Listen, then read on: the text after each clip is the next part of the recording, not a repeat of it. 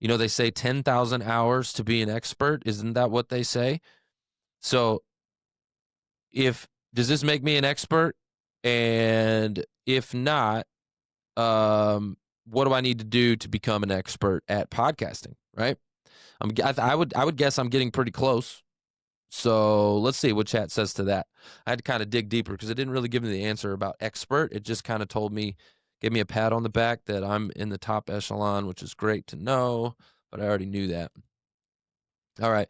It says, you're right about the 10,000 hour rule.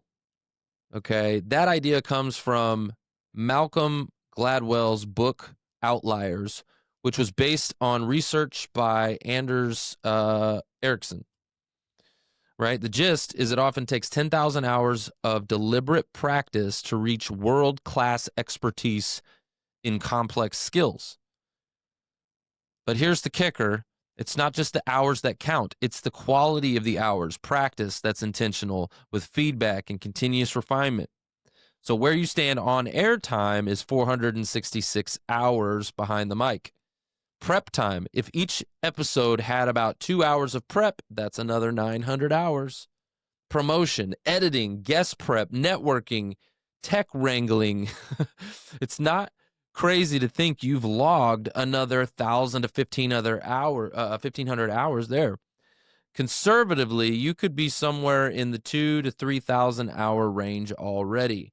That's not a hobbyist. That's serious mileage. All right. Does that make you an expert? You're absolutely in the upper tier of experienced podcasters.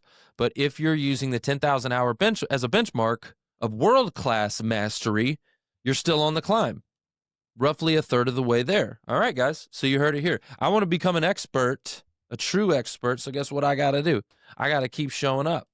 And that's what this episode's about. It's about showing up, right? Being consistent, right? So here's a few areas where showing up is going to pay off in your life. So number one, career transition and job search, right? Most candidates send one resume and they disappear. All right. I know this to be true. I see it all the time. One and done. They apply online and then that's it.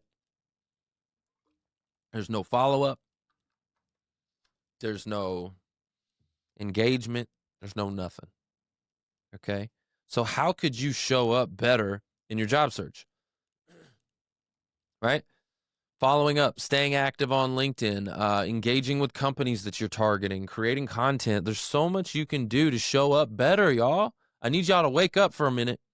You need to show up better. If you're applying online right now and you think that's it, and that's your idea of showing up, that's like you're not even being seen. No one knows you exist. You're getting canned emails and rejection emails and just it's not working. Okay, so you need to switch it up. You need to show up. There's better ways to do it. Okay. Another way you can show up, networking and relationships, right? How can you show up better in your networking and your relationships? Think about going beyond just connecting, commenting. Can you comment, share, encourage? Can you lift people up? All right. I just did a whole episode about what I call the anthem effect.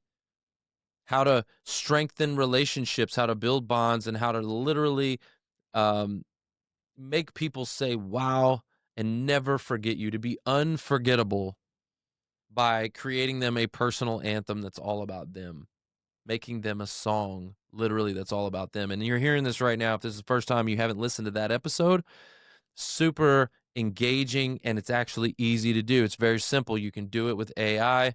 In a matter of about 5 minutes, you could create a song for them that will blow people away and solidify relationships and go above and beyond. So again, how are you showing up? What are you doing to show up differently, add, and make a bigger impact?